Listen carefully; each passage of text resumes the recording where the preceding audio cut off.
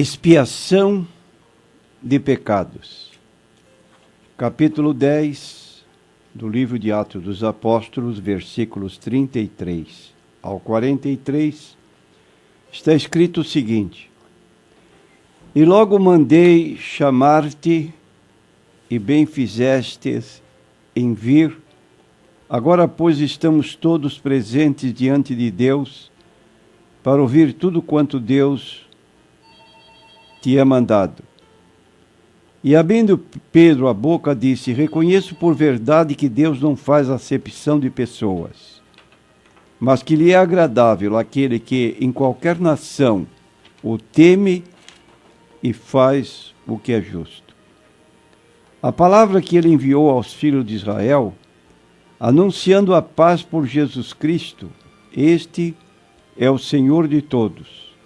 Esta palavra, vós bem sabeis, veio por toda a Judéia, começando pela Galiléia, depois do batismo que João pregou. Como Deus ungiu a Jesus de Nazaré com o Espírito Santo e com virtude, o qual andou fazendo bem e curando a todos os oprimidos do diabo, porque Deus era com ele. E nós somos testemunhas de todas as coisas que fez, tanto na terra da Judéia como em Jerusalém, ao qual mataram, pendurando-o num madeiro.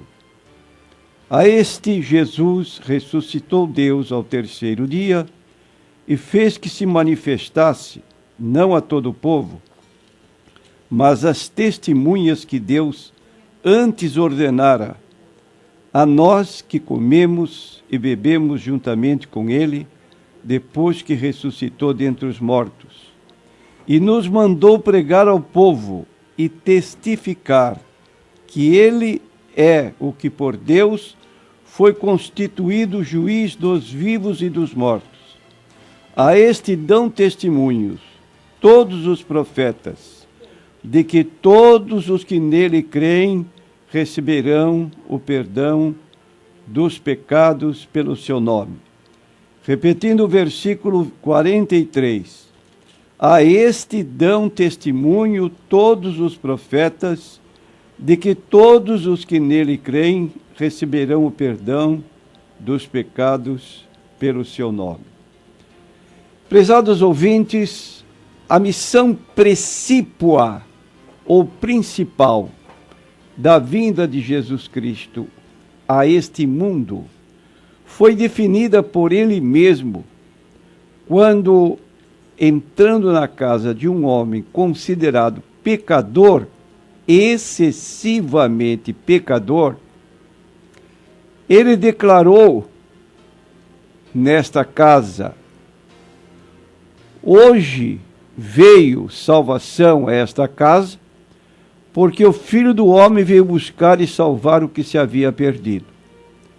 Então Jesus mesmo, por suas próprias palavras, definiu a razão principal pela qual ele veio a este mundo: salvar os perdidos. E para salvar os perdidos, nós dizemos que Jesus passou pela cruz. E ali na cruz, ele realizou a obra da expiação dos nossos pecados. É o que diz o apóstolo Paulo na sua segunda carta aos Coríntios, no capítulo 5, versículos 19 a 21, ele aponta isto dizendo: Deus estava em Cristo, reconciliando consigo o mundo, não lhes imputando os seus pecados, e pôs em nós a palavra da reconciliação. De sorte que somos embaixadores da parte de Cristo, como se Deus por nós rogasse. Rogamo-vos, pois, da parte de Cristo, que vos reconcilieis com Deus. Aquele que não conheceu o pecado, o fez pecado por nós, para que nele fôssemos feitos justiça de Deus. Repetindo o versículo 21, aquele que não conheceu pecado, isto é, Jesus passou a sua vida imaculado. Entretanto, foi-lhe imputados os nossos pecados. Deus o fez pecado por nós, para que nele fôssemos feitos justiça de Deus. De modo que dizemos que a salvação provém do trabalho expiatório de Cristo. Na salvação, expiação se refere à ação através da qual o pecador, no caso nós, somos reconciliados com Deus, porque diz Isaías 59, versículos 1 e 2, que nossos pecados fazem divisão, separação entre nós e Deus. Se morrermos com nossos pecados, não podemos entrar no céu, porque no céu não entra nada que contamine. Logo, é preciso, primeiro, que nossos pecados sejam cancelados. E como resultado do sacrifício de Cristo, quando ele sofreu e morreu por nós, os pecados das pessoas são cobertos por seu sangue e o castigo dos nossos pecados é cancelado. Diz o texto de 1 João, capítulo 1, versículo 7, que o sangue de Jesus Cristo nos purifica de todo pecado. E continua o mesmo escritor, e ele é a propiciação pelos nossos pecados. E não somente pelos nossos, mas pelos de todo o mundo. De modo que podemos dizer que a expiação pode ser definida como a obra que Cristo realizou em sua vida e morte para obter a nossa salvação, pagando o preço dos nossos pecados. Em Mateus capítulo 20, versículo 28, Jesus disse: bem como o Filho do Homem não veio para ser servido, mas para servir e para dar a sua vida em resgate de muitos. Ora, nós encontramos em nossos dias uma religião que está se disseminando muito entre o povo brasileiro, é o espiritismo kardecista. Um dos líderes do espiritismo kardecista assim se manifesta contrário ao que diz a Bíblia em Mateus 20 e 28. Diz assim: não, a missão de Cristo não foi resgatar com seu sangue os crimes da humanidade. O sangue mesmo de um Deus não seria capaz de resgatar ninguém. Cada qual deve resgatar-se a si mesmo. Isso é uma declaração Leon Denis no livro Cristianismo e Espiritismo, na página 85. Veja que posição radicalmente contrária à posição bíblica no que concerne a missão de nosso Senhor Jesus Cristo. A justiça de Deus requeria que ele encontrasse um meio para que a penalidade que nos era devida por causa dos nossos pecados fosse resgatada, para que Deus pudesse nos aceitar em comunhão com Ele.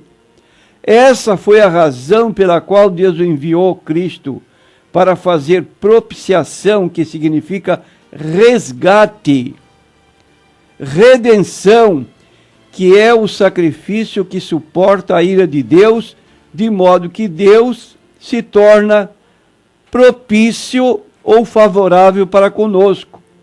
É o que nós lemos em Romanos 3, 25 e 26. Deus o ofereceu como sacrifício para propiciação mediante a fé pelo seu sangue, demonstrando a sua justiça. Em sua paciência, havia deixado impunes os pecados anteriormente cometidos, mas no presente demonstrou a sua justiça a fim de ser justo e justificador daquele que tem fé em Jesus. Então, meu prezado ouvinte, sem o amor de Deus, Ele nunca teria tomado qualquer iniciativa para nos redimir. Mas está escrito em João 3,16, que Deus amou o mundo de tal maneira, que significa de uma maneira inexplicável, que deu o seu Filho unigênito para que todo o que nele crê não pereça, mas tenha a vida eterna. Agora, na carta aos Hebreus, nós lemos que Cristo teve de sofrer por nossos pecados para que ele se tornasse semelhante a seus irmãos em todos os aspectos. Capítulo 2 do livro de Hebreus, versículo 17. Por isso mesmo convinha que em todas as coisas se tornasse semelhante aos irmãos para ser misericordioso e fiel sumo sacerdote nas coisas referentes a Deus e para fazer propiciação pelos pecados do povo. Dizemos então, concluindo, que somente o sangue de Cristo, a saber, a sua morte, seria capaz de aniquilar realmente os nossos pecados. Se você está esperando que através do seu esforço pessoal, boas obras, sofrimentos, você periodicamente repetindo em repetidas reencarnações, você vai conseguir ter um espírito puro, tira isso da ideia, porque este plano não tem apoio na Bíblia Sagrada. É o que diz o apóstolo que escreveu aos Hebreus, no capítulo 7, versículo 25, quando diz que ele, Jesus, pode salvar perfeitamente todos os que por ele se chegam a Deus, vivendo para interceder por eles. E o apóstolo Pedro, na sua primeira carta, no capítulo 12, versículo 24, diz que Jesus levou em seu corpo os nossos pecados sobre o madeiro. Então, quando Cristo, lá na cruz, deu o brado, está consumado, a obra da redenção estava pronta para ser recebida por qualquer ser humano.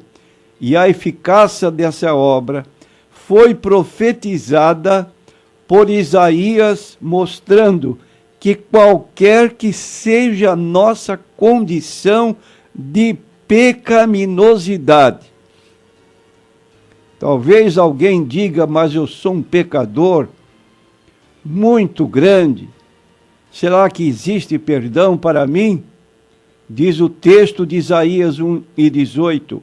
Vinde então e provai-me, diz o Senhor, ainda que os vossos pecados sejam como a escarlata, eles se tornarão brancos como a neve, ainda que sejam vermelhos como o carmesim, se tornarão como a branca lã.